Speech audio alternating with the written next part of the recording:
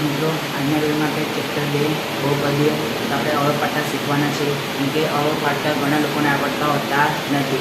જો તમને અવયવ નહીં આવડે તો ચેપ્ટર 2 હાર્ડ લાગશે, અઘરું લાગશે. કેમ કે જો તમને અવયવ ના આવડતું હોય તો કશું કામનું નથી. તો આપણે અવયવ શીખીએ એકદમ ઇઝી રીતે. પહેલો દાખલો ² પ્લસ 6p વત્તા 8. તો અવયવો કેવી રીતે પાડવાના છે? પહેલા પદનો સહગુણક અને છેલ્લું પદ ધ્યાનમાં લેવાનું. તો પહેલા પદનો સહગુણક 20 નો સહગુણક કેટલો? 1. છેલ્લું પદ 8. તો 1 બીટા 8. તો 8ને આપણે એવી રીતે અવયવ પાડવાના કે વચ્ચેનો પદ આવવું જોઈએ. તો 8 તો 1 ગુણ્યા 8 કરીએ તો હવે પહેલાં આપણે બંનેનો સરવાળો કરીએ તો 6 આવે? ના. બંનેની બાદબાકી કરીએ તો 6 આવે? ના. હવે 2 ગુણ્યા 4 2 ચોક 8. હવે બંનેનો સરવાળો કરીએ તો 6 આવે? આવે. પણ આપણે પ્લસ 6 લાવવાના છે. તો પ્લસ 6 લાવવા માટે આપણે શું કરવું પડે? બંને સંખ્યા આગળ પ્લસનું ચિહ્ન મૂકવું પડે. તો પ્લસ 6 આવે. તો બરાબર p² વત્તા 4p પ્લસ 2p પ્લસ 8.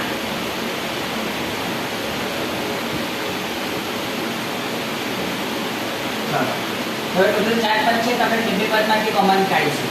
તો આ બે પદમાંથી કોમન શું નીકળે છે? p. એટલે કૌંસમાં શું રહે? p. કેમ? p² માટે આપણે 1 થી કોમન કાઢીએ એટલે 1 થી બાકી રહ્યો, વત્તાના વત્તા 4 ના 4 પ્લસ. હવે આ બંનેમાંથી શું કોમન નીકળે? 2. એટલે 2 ગુણ્યા 1 8 એટલે 2 ગુણ્યા 4. તો કોમન શું નીકળે? 2. તો કૌંસમાં p 2 ચોક 8. તો એક કૌંસમાં p વત્તા 4 અને બીજા કૌંસમાં p વત્તા 2. બીજા કૌંસમાં શું લખવાનું? કે જે બાકી રહ્યું હોય એ લખવાનું. અહીં આપણો પહેલો દાખલો પૂરો. હવે બીજો દાખલો. ચાલો p² માઇનસ 10q વત્તા 21.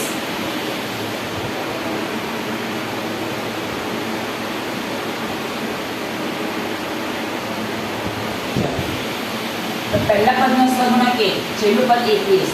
તો 1 ગુણ્યા 21 તો 21. તો 21 ને આપણે એવી રીતે પાડવાના કે વચ્ચે કેટલું છે? -10 છે. એટલે મીન્સ 10 છે તો 10 આવવા જોઈએ. તો ચલો 21. હવે 1 ગુણ્યા 21 બંનેનો સરવાળો કરીએ તો 10 આવે? ના. બંનેની બાદબાકી કરીએ તો 10 આવે? ના. તો ચલો 2 વડે તો ચાલે નહીં, સીધા 3 વડે. 3 × 21.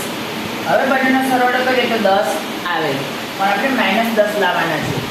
તો -10 લાવવા માટે આપણે બંને સંખ્યા આગળ ચિહ્ન મૂકવું પડે, માઇનસનું ચિહ્ન મૂકવું પડે તો જ -10 આવે, નહીંતર ના આવે. તો q² -7q minus 3q plus 21. તો બરાબર ટોટલ કેટલા પદ છે? 4 પદ છે. આપણે બે પદમાંથી કોમન કાઢીશું. આ બંને પદમાંથી કોમન શું નીકળે છે? q. એટલે q² માટે આપણે 1q કોમન કાઢ્યું તો 1q બાકી રહ્યો, માઇનસના માઇનસ 7 ના 7. q લખવાનો નહીં. કેમ? કેમ કે q તો આપણે કોમન કાઢેલા છે એટલે ફરીવાર લખવાનો નહીં. ચલો વચ્ચે કયું ચિહ્ન છે? માઇનસનું. આ બંનેમાંથી શું કોમન નીકળે છે? 3. હવે એટલું યાદ રાખજો, આ ખાસ ધ્યાન રાખજો કે આપણે બાર માઇનસનું ચિહ્ન હોય તો કૌંસની અંદર ચિહ્ન બદલાઈ જાય. યાદ રાખજો. પ્લસ શું થઈ જાય? -3 × 21. ચલો એક કૌંસમાં q -7, બીજા કૌંસમાં q -3. બીજો દાખલો પૂરો.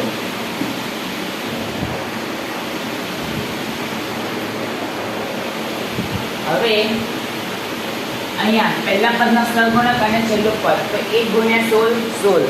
તો 16 ના આપણે મિત્રો એવી રીતે પાડવાના કે વચ્ચે 6 છે એ આવવા જોઈએ. તો 16 તો 1 ગુણ્યા 16. હવે બંનેનો સરવાળો કરીએ તો 6 આવે, કોઈ પણ સંજોગોમાં ના આવે. એ બાદબાકી કરીએ તો પણ ના આવે. તો 2 વડે 2 × 16. બંનેનો સરવાળો કરીએ તો 6 આવે? ના. પણ બાદબાકી કરીએ તો 6 આવે. પણ આપણે પ્લસ 6 લાવવાના છે. તો પ્લસ 6 લાવવા માટે આપણે શું કરીશું? મોટી સંખ્યા આગળ પ્લસનું ચિહ્ન મૂકીશું અને નાની સંખ્યા આગળ માઇનસનું ચિહ્ન મૂકીશું. પ્લસ માઇનસ માઇનસ અને મોટી સંખ્યા આગળનું ચિહ્ન. તો +6 આવે, ના. ચલો T square plus 8t minus 2t minus 16. ચલો આ બંનેમાંથી કોમન શું નીકળે છે? ટોટલ 4 પદ છે, આપણે બે બે પદમાંથી કોમન કાઢીશું. આ બંને પદમાંથી કોમન શું નીકળે છે? t, એટલે કૌંસમાં p વત્તા r માઇનસ આ બંનેમાંથી શું કોમન નીકળે છે? 2. મેં તમને હમણાં પણ કીધું, આગળના દાખલામાં પણ કીધું કે જો બાર માઇનસનું ચિહ્ન હોય તો કૌંસની અંદર ચિહ્ન બદલાઈ જાય. પ્લસ હોય તો માઇનસ થઈ જાય, માઇનસ હોય તો પ્લસ થઈ જાય. એટલે p માઇનસ કે અહીં ચિહ્ન બદલાઈ જશે. બેઠા 16, એટલે એક કૌંસમાં p વત્તા 8 અને બીજા કૌંસમાં p માઇનસ 2. અહીંયા તમારો બીજો દાખલો પૂરો.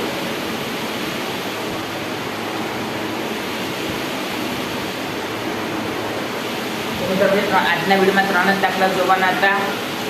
તો આજના વિડીયોમાં આટલું જ. કાલે ફરી એક નવા વિડીયો સાથે મળીશું.